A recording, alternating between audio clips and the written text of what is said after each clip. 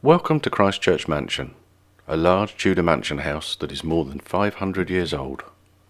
In this video we will show you what to expect when you visit Christchurch Mansion, but if you still have any questions afterwards, please call the museum on 01473 433 554.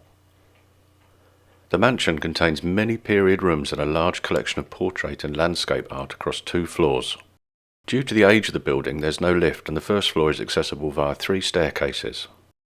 Because of this, we occasionally try and rotate some of the more popular and movable items, including paintings, from the upstairs rooms to the downstairs of the house. We sometimes have school groups visiting the mansion, and you may experience a little extra noise in certain specific areas. If you would like to avoid this, then give the mansion a call and we can suggest quieter times to visit. There are always members of staff available on both floors and in the Wolsey Art Gallery should you have any questions during your visit. All our toilets are gender neutral. There is an accessible toilet complete with baby changing facilities on the ground floor of the mansion. To use this, you will need to ask the staff member at the welcome desk for a key. Fire alarm tests are carried out weekly when the mansion is closed. If the fire alarm sounds during your visit, a member of staff will guide you safely outside to an assembly point. Christchurch Mansion is located towards the southern gates in Christchurch Park in Ipswich, with a small car park for disabled badge holders to the rear of the property, access from Bolton Lane. On foot, the nearest gates are on Soane Street. The main entrance to the mansion is at the front of the house, and it is usually marked by flags. On windy days, these may flutter and make a flapping noise. The main doors are always open when the mansion is open for visitors. You will pass through a covered porch and there is quite a change from the bright outside to the dark wooden panelling inside. To enter the Great Hall of the mansion, you may need to open one of the wooden doors ahead. These can be stiff and our staff will be able to help you. The doors make a loud noise when shut. The Great Hall has a black and white tiled floor and a high ceiling. You'll be greeted by members of staff who will explain a little bit about the history of the house and answer any questions you may have. There is a plan of the building on display at all times in the Great Hall. There are several rooms that come off the Great Hall. To the left is the shop. If we have a school group in at the time you visit, you may hear some noise from here. Directly ahead is the lower Tudor room, where occasionally there are events held such as weddings. The floor here changes from tiled to wooden floorboards, which may creak a little when walked on. When not in use, the lower Tudor room is accessed by a glass door, which may cause some reflection. The door can be opened automatically by pressing the large button. The chairs in the room can be laid out in several different ways depending on the events being held that week. The accessible toilet and baby changing area is situated here, just a short walk down the corridor from the main hall. Another set of toilets is available here, with a small step as you approach. There is no correct order or route in which to see the house, but for the purposes of this film, we will begin downstairs. The ceramics and glass gallery is situated here. There is a small wooden bump as you enter the gallery where the tiled floor in the hall changes to carpet. Inside it is largely made up of glass cases which house the items. There may be some reflections from the glass. Towards one end of the room there is an open doorway that leads through to the green room. From the ceramics and glass gallery you can see the mannequins that are on display there. The Wolsey Art Gallery can also be accessed at the end of this room where there are some steps and heavy wooden doors into the gallery. If it is easier for you, there's an alternate step-free entrance to the Wolsey Art Gallery via the side of the mansion. This side door is past the cafe and leads directly into the gallery. There is a bell at the door which will call a member of staff, or you can ring ahead on 01473 433 554 so our team know to expect you. The exhibitions in the Wolsey Art Gallery change on a regular basis, along with the colour schemes and lighting. There is wooden parquet flooring. Back in the ceramics and glass gallery, you may notice a slight difference in lighting as you move to the green room, where for conservation reasons the lighting is not as bright. At the end of the green room is another small room that can be viewed only through a glass window. You may experience some reflections from this. From the green room you can access the dining room, which has wooden flooring that may creak a little when you walk on it. The room contains quite a lot of furniture which we ask you don't sit on or touch. There is also a large clock which will tick and sometimes chime.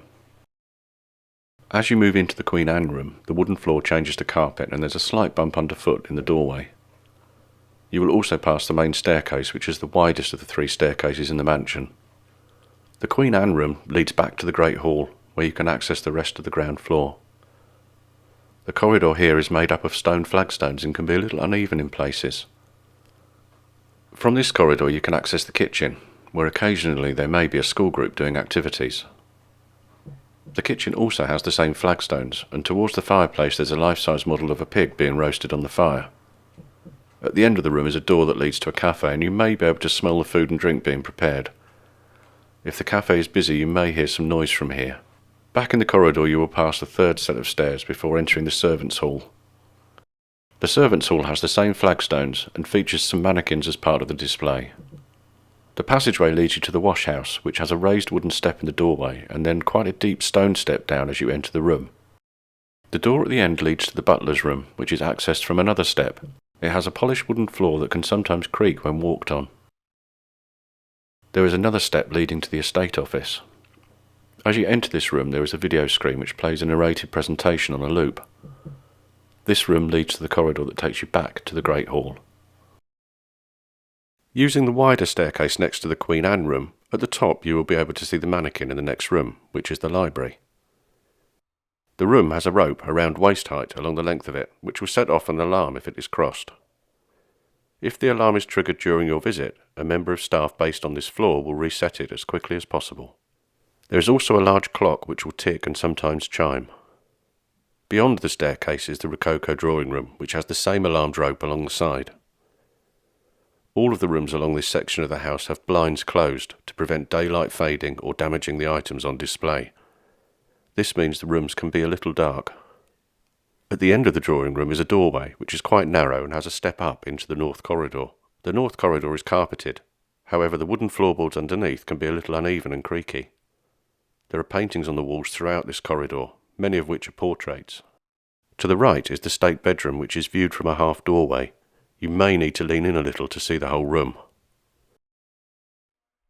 As you move down the north corridor, there is a gallery on your left, which looks down on the Great Hall.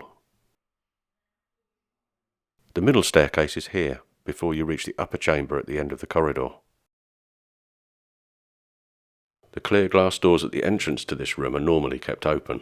They may sometimes be closed when the lower Tudor room directly below is being used. You may notice a difference going from light to dark into this room due to the dark wood panelling on the ceiling. The floor can be a little uneven and creaky. There are also several pieces of perspex on the wall protecting the decoration behind. You may experience some reflections from these. By following the corridor, you will pass the learning room. When we have school visits, you may experience some noise from here as you pass. Past this, there is another toilet before you get to the 17th century room on the right. The floor here changes from carpet to wood again, and you may notice a change of light from light to dark because of the wood panelling on the walls. To get to the next room, which is the Suffolk Artists Gallery, you need to take a step down through quite a narrow doorway. There is another step up to exit the room back into the carpeted corridor. The toys and games room is to the right and contains 2 large clocks which will tick and sometimes chime. There is a glass partition to the right that allows you to look into the Victorian parlour. You may experience some reflection from this as well as the glass cases in this room. Beyond this room is the music room, which contains several more large clocks which tick and will sometimes chime. The doorway in this room leads to the Victorian bedroom and sitting room. In the Victorian bedroom is a small glass window allowing you to look into the early 19th century dressing room. You may experience some reflection from this. You will now have seen all the rooms at Christchurch Mansion, and if you're ready to make your way downstairs, you can use any of the 3 staircases. The gift shop is located off the Great Hall, where the tiled floor is replaced by a wooden one. We hope this film has been useful. If you still have any questions, then please phone the mansion before you visit on 01473 433 554.